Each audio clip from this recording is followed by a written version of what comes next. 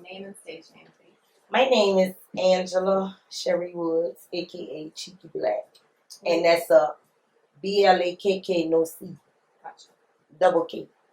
Okay. Where did you grow up? In the Lower Ninth Ward, 6022 North Derby and Tupelo. What was your family like? My family was family oriented, and sometimes it was good days and bad days, but through it all, I made it, and my dad kind of really raised me more than my mom. Were there any musicians in your family? Whew, lots. Father, he sung in the choir. My dad Did he play any instruments? No, he didn't play. Well, beat the drums sometimes, and I have uncles and things like that was in it also. Like, he go back. What about records? What kind of stuff were you listening to when you were little? Things that I wasn't supposed to be listening to. Like Millie Jackson, Betty Wright, Patti LaBelle, LaWanda Page, Red Fox, Dolomite. That's the explicit type things. Like, my family used to listen to that, on records back then. What was your favorite artist? Millie Jackson. Why? Because she feeling bitchy just like me. No, that's my mentor. Real talk. That's my mentor.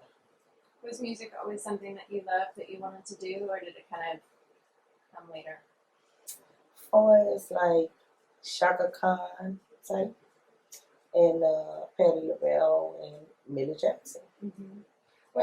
When did you first think about wanting to be a musician? When did you realize that you were musical? When I was in the 5th grade, I went to B.M. Palmer. That's on Cluid. It's no longer there anymore. And I used to see like the people in school. They used to have like different dance team and things, but I was too tomboyish for all that. So I was like, I had got me and a high school friend of mine, which is my fiance's brother, Carolyn. We used to be around.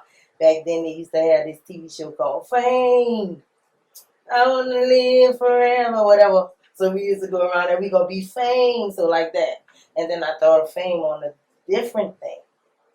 Let's fuck all my enemies, But that was way back in the G. Way back in the G. What's the first time that you performed in front of people? Anything, a poem or a dance or whatever. The first time I performed was at a DJ in the Desire Projects. Who was my the DJ? Uncle? I'm about to tell you, darling. My uncle was the DJ. They call him DJ Iceman. That's my mom's brother.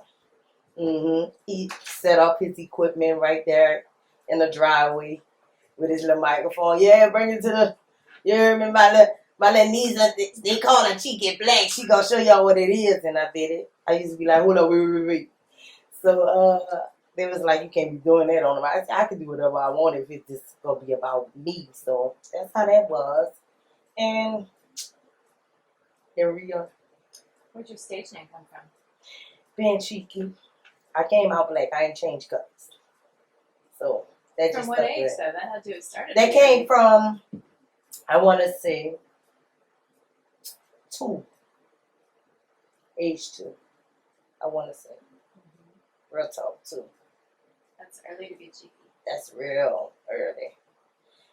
I used to take their food and hide mine and then go back and eat mine. That's why I'm so sessions. What? Do you remember block parties in your neighborhood, second line? I remember lots of block parties in the Desire, across the canal. I gave a big old block party on Jordan Avenue. This was like, I want to say 2000, either 99 to 2000, up in the area. And it looked like Jazz Fest. It looked like real Jazz Fest. You hear me? And I was like, wow, started like 6 o'clock in the morning. Matter of fact, we gonna give a Black Fest, a Cheeky Blakk Fest. Coming soon. I'm giving up an 80s party too, Tuesday. Yeah? Yeah. dressed like the 80s. Uh-huh. No. Mobo Joe. Oh, Mobo. Kenneth Taylor. That's his name. That's who came from me. Kenneth Taylor. Kenneth Taylor came to me. It was like I was still in Joan Mac, my mom made. One side of the piece. Nah, she ain't about to go nowhere. So I wound up just doing it behind her back. No contract signed. And those days. You were really young. Yeah, I was 15. Mm-hmm. Very young. What producers were you working with? I was working with, back then, DJ Duck. And they had this guy called himself Rapping Paul out the project. Twilly, a guy named Twilly. Yeah, out the Florida project. Goldfingers and Rolling. And who else? Diamond. They had this TV show thing back then. It was Diamond something. It was on the West Bank. I got to do a lot of things with different people. I worked with, MC Spud, Ricky B, Rufus Juvenile. If you notice, any label that I was on, I was the only girl with all males. Mm-hmm. That's where Black One coming in. Me. Did you find it hard to have to deal with that as well as dealing with being so young and dealing with the music and everything? Was it just an added stress? Or? At the same time, I was raising my son. Because I had my son very young. It was like 3 weeks after I had my son that Mobo came along. Like that. You grew up quick. Yeah, I was a grown girl. Mama say 2 women can't live in the house, and it's just either you or me. That was me, I left. So, your first record that you were really proud of, first song that you were really proud of? Twerk Somethin. Yay. Me hearing myself on the radio, I was too bucked up. Mm-hmm. I was bucked up. Where were you when you heard yourself on the radio? I was getting ready to do something with Juicy. Because at this time, once I came with the Cheeky thing, it was like beef. And I'm like, well, damn, why is it beef? I mean, I done shook my ass for you. I mean, last time, to share the stage, you know what I'm saying? Let me show you what I know or whatever. And her and Miss T wrote a song about me. We interviewed Miss T. I'm talking about Juicy and Miss T. You feel me? Mm-hmm. Pretty intense. Yeah, that was a hard pill to swallow. Because if it's like, to me, it's like, if I'm loyal to you and I'm chilling with you and I'll dance for you and all this here stuff, and then you just turn around just because I asked you about putting me on, but it was like, nah, or whatever. So when I did get on, I didn't go back. I didn't retaliate. I didn't say nothing. I retaliated at my baby dad. Oh yeah, I retaliated. And when I retaliated, I conquered. There are a lot of stories about you and Pimp Daddy going back and forth on stage. Of course. Yes. Tell me a story about one of those nights. Dirty laundry. We was at End Zone. Oh. Where is that? Well, that's by the St. Bernard. You interview Ricky B? Mm-hmm. He ain't talking about the End Zone. Used to be a club, End Zone. Yeah, the End Zone right by the St. Bernard project. Like, right before you get by the auditorium or something that they have back there, the center, St. Bernard Center. It was like up in that area. And he was doing this thing. And I was messing with Flip, who put out the Daddy-O, and Shorty T and Kim and P. And who else? Selma Soldier was with us. Successful 5, he was with us. They was the what's the name of this? Renegades and all them. Like they had different little names or whatever. And we went in that club. He said, I'm gonna bring you to this club. We're going to this club. I said, what we gonna do in this club? I want to show you something. Show me now who on the mic. Oh yes, it's about to go down. He did his thing. I did my thing. Matter of fact, the person that did the DJ, I saw him today. They used to DJ in the end zone. I saw him earlier today. And he was like, boy, those days. I say, those days. Well, I'm Pimp Daddy. It's about that time. Okay, go ahead, run your thing. Go ahead. I had to go through all that, you know. You got the vulgarity, everything going on. So when I grabbed that mic, it was just awesome. Well, Pimp Daddy, it's about that time. Cheeky Blakk, tell you about your funny fake ass rhyme. Yeah, bitch, like that. Your goals ain't real loud. Your goals ain't real. You with the Popeyes and got an ass straight deal. Yeah, just like that. For real. You gotta be real to be a slugged up nigga. Yeah, straight up off the bank. It's like that. But as soon as we both make it on, you know you was down bad. No, you know you was down bad. You was down bad. I'm only helping you. No, you're not helping me. It's on. And that was that. So where did Tombstone Records come into all this? Tombstone came in 95. That's when the first time I saw Kenneth Taylor really cried. He cried because, number one, he didn't have no paperwork on me. I was a free artist. We was doing Club Strawberries and everything out of town. And yeah, Baton Rouge, you were going everywhere. Name had to go. When I tell you when I went to Tombstone, it was like, it was bad. That was real bad. Why'd you leave? Because Tombstone offered me something better. And at the same time, we was into the little thing of not really doing too much, but just doing like shows. We just doing shows. But for as like I tell him, I'm like, well, I won't do this, I won't do that. He was like, no, we gonna do it this way and it's gonna go that way. So I'm like, okay. But when I came and I told him I would deport this, it's about coming on. Yeah. But you notice something else? But I don't think you noticed this. After I left, Ward Weebie and Freedom came behind me and with the Mobo. Yes. That's how they got on. Through Mobo Joe. Created a space for them. Well, kind of, sort of. I went with my hood from the night walk. I was going all the way on the West Bank thing, because that's where Mobo was located at, on the West Bank. Do you think there's a different sound for, I mean, a lot of different neighborhoods have different sounds to their musicians. You know, sometimes people say uptown musicians sound differently than downtown. Is there a Ninth Ward sound? Of course. Tell me about it. Cheeky. Cheeky. Ain't no sound like cheeky. That distinguish. Everybody want the cheeky in them. You feel me? Who can you say can copy me? Who can make it go happy? Who can do all that? That ain't no machine or nothing. This right here bear. Me.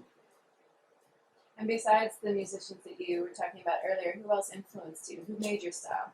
I made my style. I made my style because I wanted to be different. And like I told you in the beginning, for as the Juicy, I come up under the Juicy thing. And as a dancer, shaker, you know what I'm saying? Pussy popper, that's what they call it. But when I want to come as an artist and not shaking, but I have shake, this problem coming. You know? But I used to listen to Sister Silky Sun. I used to listen to Mia, but, you know, it's okay. Kettle Twins, it's okay. I never got to do a song with them. But that's okay, too. Still can. Yeah, I asked. Several times. Thanks, James. We'll work on it. Okay. What about other music or other women that you looked up to? I mean, I just told you, Millie J. I just looked at. I listened to older But but in your good. neighborhood. In my neighborhood, it wasn't no women because my dad raised me. Mm-hmm. Like neighbors down the street, women that you knew. it was more like ballrooms and parties, you know. So it's just like I just always like I'm gonna be known. I'm gonna be this household name person. They gonna know my name. Why is dance so important in New Orleans? Because it's just as important as music here. Dancing, to me, is a sign of release.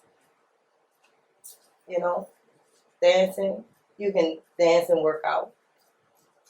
Dancing calms you down. Music calms you down.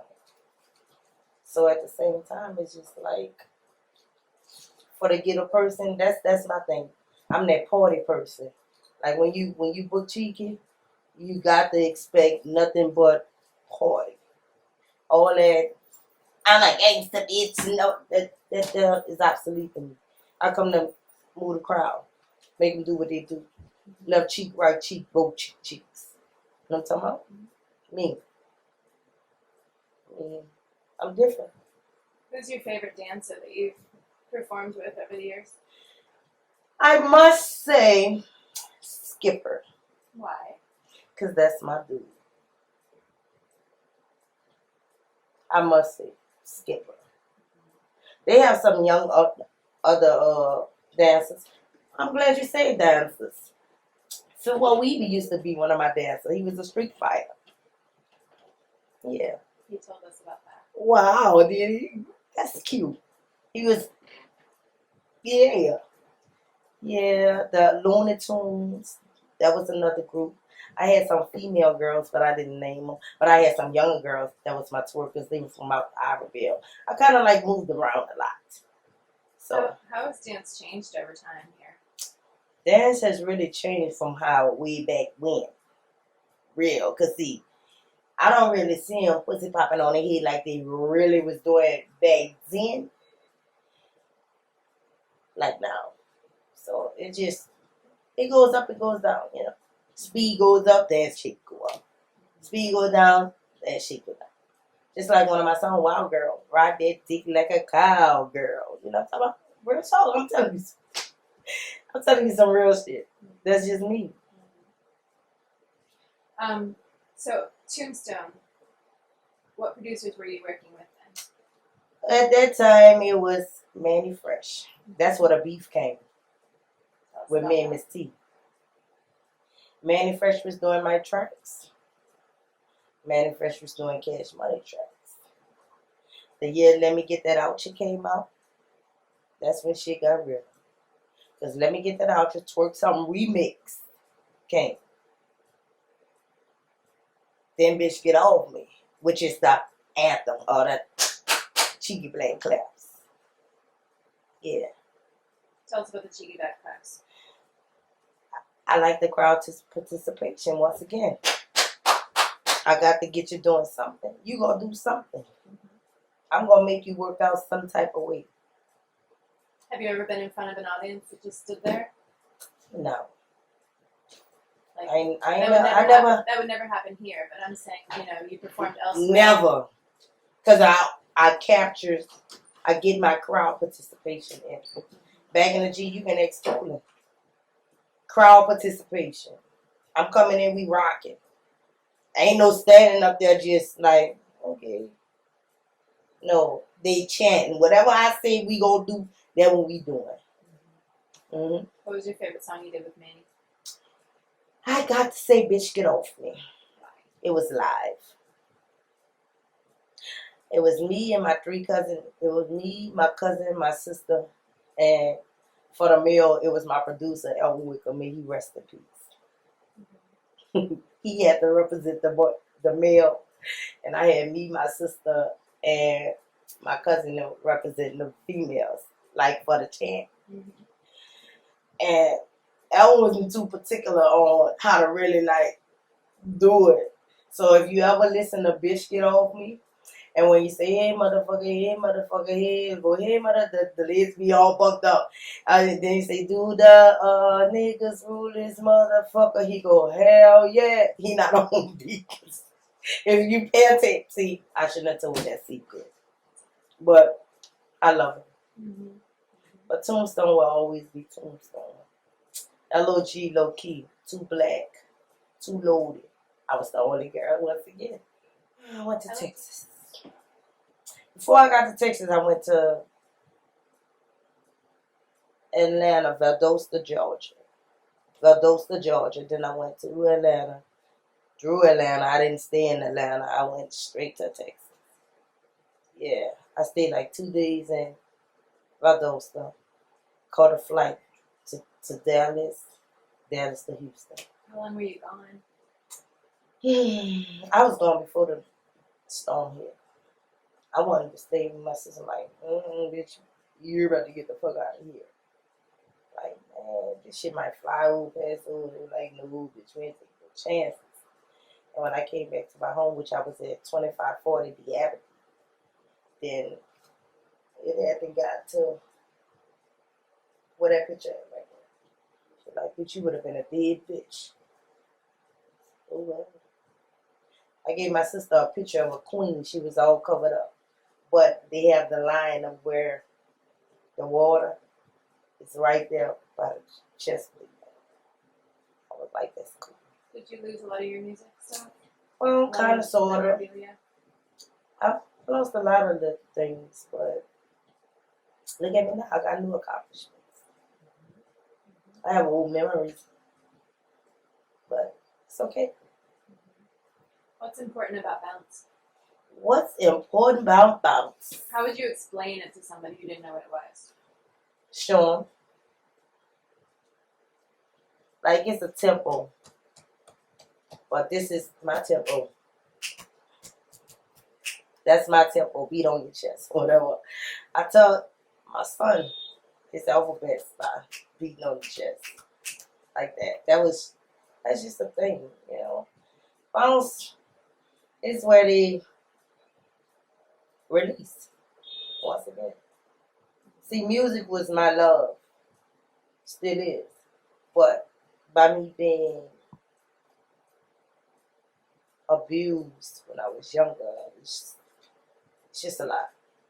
We ain't gonna go into that. Right. And, you know, but that strength has fueled everything you've done. You have a lot of inner strength, and that comes out in your music and a lot of. I'm a natural performer. Natural. I ain't gotta get high, drink, or nothing. Give me a mic and it's going down. That's me. My energy is so immaculate. What's your favorite place to perform here? It could be gone now, but over time, what's been your favorite place to perform in the city? I performed one time in the Superdome.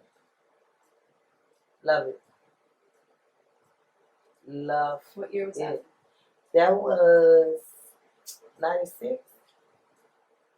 And Grammy wanted me to come in and do the, what the name? Drumline thing. Yeah. It's pretty big. Of course. You know, that was nice. But also, 1108 Canal. Yeah, they had the Singer Theater. That was one thing too. The Joy, you know, that was thing. But 1108, that was the State Palace. That used to be the shit. And the Robo Hallelujah. Like big. A lot of people used to perform on that boat, right? Yeah, that's not a boat. That was a place. Oh. That was a building located, if I'm not on Tulane. That's what Master P shot Bowdy really. And they used my little background shit because they hired me to perform my bitch get on me and twerk something. Yeah, I know that crowd singing. How you gonna be doing this here, but you Bowdy. Come on, let me get that out. What was it like in the city when Cash Money and No Limit got so big? To me, What was it like to me? Yeah, I mean, what was it like to be in the city when all this was happening? And, like, did you get more attention because people were all of a sudden really interested in New Orleans rap artists, bounce artists, everybody coming out of the city? I don't dick ride, I ride dicks. You understand when I say that? What I mean? It means you make your own way. You're not trying to follow somebody else. Right. I'm not about to do that. Why? Because I don't never want to say, oh, I put that on. No. When I came with you with nothing and you turned me down, not a problem. That's why I have the demeanor that I have. Mm-hmm. I'm focused, man.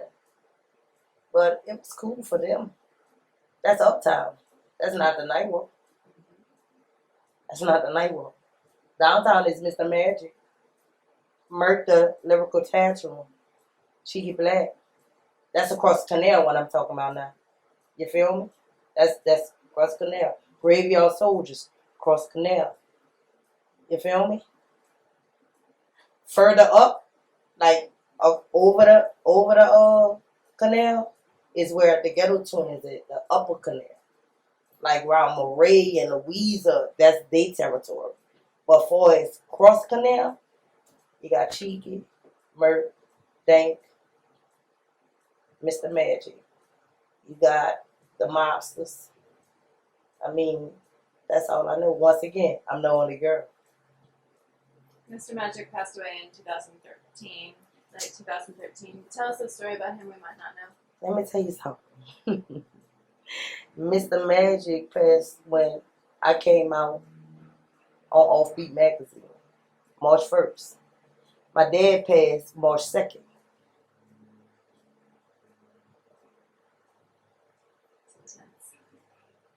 But they both from the night walk. That's my guardian angels. I ain't tripping. Have you always stayed here? No. Down here in the night walk? Yeah, I kind of like stayed mostly within my region. You know, when I was younger, I was dating a guy on the West Bank. That's when I left home. Mm-hmm. But after that, I came back to what my roots was. Mm-hmm. That's how that was. Was there any point that you wanted to get out of music? Obviously, it's your love. It's what you want to do. Was there any point you were just like, I can't perform anymore? Mm-mm. I'd probably be 55, 60, still doing nothing. I just made 40 Good Friday. Thank you. Mm-hmm. I feel it's all good. Yeah. Well, you're a born performer. Mm-hmm. Keep doing it. Thank you. Diamond in the rough. Everybody always asks you about twerking and Miley Cyrus. Here we go. Here we go. So we don't have to. I love her. If you don't want to. I love Miley. I love Miley. Why I love Miley? It's simply because of this. It took Miley to come through New Orleans to hear Cheeks, to even come with a twerk thing. Mm-hmm. You understand what I'm saying? But all the Cash Money's, No Limits, and everybody else, but everybody felt like it was a problem when Miley said that. Ooh-wee! There's some smoking aces out there. But I love her. I got a chance to talk with her when I went to the concert down here. Yeah, me and Doug McIntosh. You familiar with Doug? Time Speaking You? Oh, yeah, Doug McIntosh. Yeah. Now, don't act like you don't know. No, I know who he is now. Okay, well, I probably said the wrong name, but you know what I mean. Yeah, now right. Yeah. Me and him went. Mm-hmm. It was lovely. Yeah. Enjoyed it. What'd she say to you? Beautiful.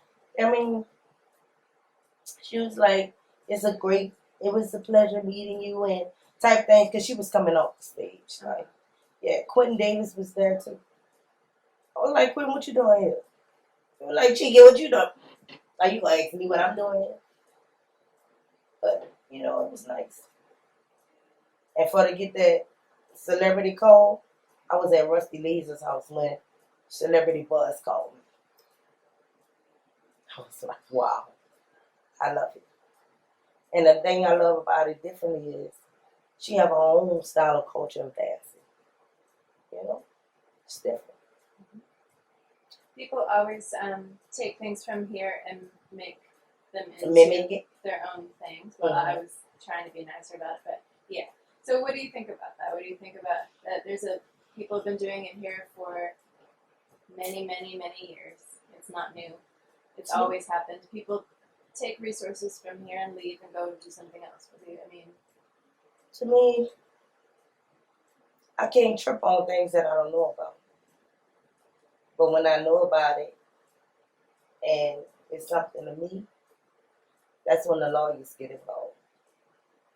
But, I mean, let me tell you how I look at it. Me being Black African American with ancestors of Kingston, Jamaica. That was my grandfather, my mother's mother, my mother's father. It's just that. I ain't tripping on it. I can't trip because I look at things as I don't let it bother me. You know how many times I hear how you let this person go do that, or how you let that person do that, or take that. I ain't tripping. Because guess what? It's going to have to come all the way to what you doing to me now. Right? What are you doing to me? What are you doing? What are you doing to me? I'm asking you a question. I'm asking you information about yourself as a musician. Interviewing me. So, when they talk about bounce, when they talk about twerk, they got to come all the way back to the originator. Because somehow my name's going to pop up. So I'm not sure. What was your favorite era of bounce? 95, 6, 7. 98 was the hardest. Reason being, that's when I lost my producer. April 26, 1998. We were supposed to be getting ready for a gig to go see Too Short at Whispers. I never got that phone call. They say, Black, about you. That was hard. I'm about to cry, but I'm not. Okay. You're good. It's hard because he was like a father figure to me. And that's why I learned my things at him and Bobby Marchan. Tell us about Bobby. That was my daddy's in the game. Yeah. Oh, Bobby. Bobby had many names. But to me, that's who came up with the Queen of the South thing for me. And I recently was reading Luke 11:37 or Luke 37:11. Queen of the South is in the Bible. That just like wow. Queen of the South is on my leg. Tatted. Wild girl, fuck being faithful. Cheeky Blakk. On me. My music is my life. Tell us a story about Bobby Marchan we might not know. Or just a memory that you have that makes you happy. Bobby was the kind of guy that he'll call you in the office. He'll say, Queen. I say, what's up, Bobby? It's time we take this shit to a whole nother level. I say, so what you saying, Bobby? He say, I want to put you on a flight and send you to California. I say, me? He say, yeah, but you're going to catch that flight and you're going to come back to do another gig. Also, and I was like, for real? He was like, yeah. So some type of way, it was like, he was more like a mentor for as a male, like, but to me, giving me the game on what to do and what not to do, and you know what I'm saying? But he was a great guy. I went to his funeral. What was his funeral like? Hard. He didn't have no kids. But I sit there. It's a big second line. I was in the front. I family type. Like, wow. I'd have been to his home. I'd have been honored to be in front of Rudy Ray Rowe when he was there to visit him, Palomino, like all these people. You familiar with Palomino? The West Bank Steppers? Heard of him, but I don't know anything. Yeah, him and Bobby, like, it's like this. You should try to do that. Just in case if y'all go to Joe Black, he'll bring up Pal, because Pal was the first person to bring maize down here, to do maize. So I'm just trying to give you some kind of like feature of that. Yeah. But once again, I always hung around nothing but men.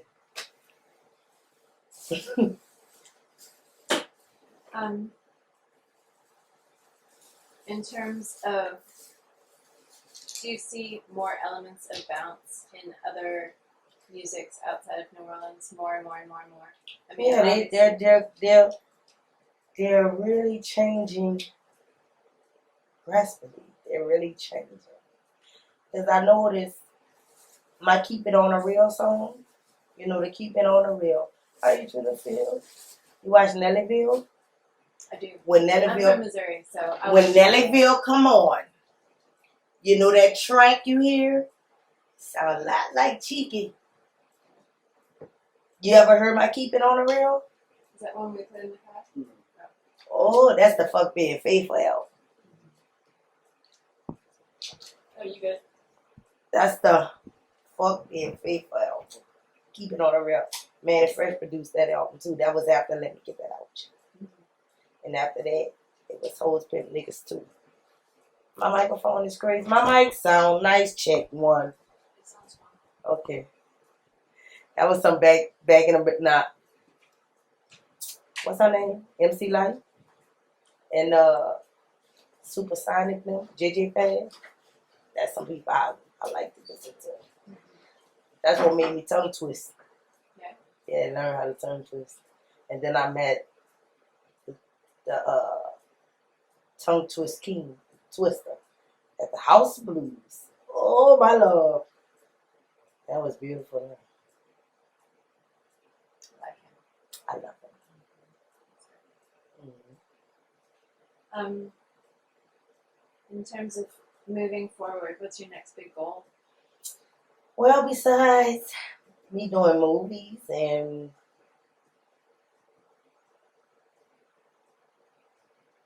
music, just owning up everything. Mm-hmm. It's time for the, you know, Cheeky Blakk. Cheeky Blakk was the youngster, so now I'm Cheeks. Angela Woods is a grown woman. Totally different. At the same time, I'm captivated by doing the Cheeky Blakk baby doll. Something different for the kids. Different. Cheeky Blakk Academy. Different. They come learn music. Different. You know? More videos. You know, I just shot Ride for My Nigga. That video, Cross Pond, what's happening? In Japan, though. What's happening? That's my buddies. Currently about to work on Shake Overload. Totally different, about to take over the game. This my year. This my music. And I'm going to show you how I do it. Colin, do you have any questions? Yeah, I wanted to know how you came up with your dance, if you came up with it before your first album dropped. The dancing was really, the first you pat your legs, wave your hands, hit them elbows 2 times. That came up as, me and my son used to play this game. So, you know, if you do something for me, I'll do something for you. I'll do something for you. That was more on if you learn your ABCs, I'll do your dance you want me to learn. That was a mother-son bond. That's what that came about. Yeah, and then that's when the dancers from the Iberville, the little girls. I used to mentor to the little girls a lot. That's another thing I'm working on too. Mentoring. How is it different now that all the housing projects are gone? Obviously, it's a lot of history, a lot of musical history. Well, the only It's difference is complicated. the only difference to me for is the building. Because the people are the projects. Mhm. The building. They still give DJs a desire. You know, what's still a desire. Still a personnel, still a Florida. Well, Florida, they tore it down, but the Florida's still a Florida. So, Florida's still a Florida, and once again, people are the projects. You can't talk to the building, right? In order for you to know the stories about what's going on, you got to talk to the people. So me, I see myself as a project, a landmark project, household name project. You know? Mhm. They say you don't go to New Orleans if you don't know nothing about Cheeky Blakk. Like I said, doesn't matter where you're from, y'all gonna know about Cheeky Blakk. Been in the game, been on the scene, check my stats, I'm a vet. Been crowned as a queen, I'm straight New Orleans. You feel me? That's it. Doesn't matter where you're from, y'all gonna know about Cheeky Blakk. Been in the game, been on the scene, check my stats, I'm a vet. Been crowned as the queen. I'm straight New Orleans, black and gumbo. You hear me? What makes New Orleans special? To me, the culture. The people. New Orleans would just be New Orleans without the people. Right? But our slangs, the things we do, yeah. Where do you want to go? I want to go to Africa. Do you I have a want to country go in to mind? Kenya. Uh-huh. I want to go to Kenya. I would like to go to Jamaica, Kingston. Yeah. Your uncle was a DJ. Do you remember any other female DJs around that time? Female DJs. Back in those days. DJ Soul Sister. Mm-hmm. Maybe, yeah. Soul She's old Sister. enough. Yeah. Mm-hmm. Yeah. Anybody else? Any other women Other playing in female. projects as DJs? Nah. It was more like DJ Will, DJ Doug, and those people of that nature. You know, I dealt more with males than females. Mm-hmm. Once again.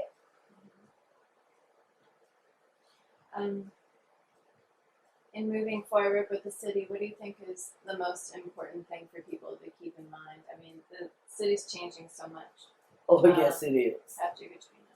Is there one thing, I mean, if you were in charge of city planning? Well, you know, I was Cheeks in charge. I have my own approximation. Mm-hmm. Yeah, I was the queen of core delusion. And I didn't have tractor pulling me. I had people on both sides pulling me. That's royalty to me. So that was my lows.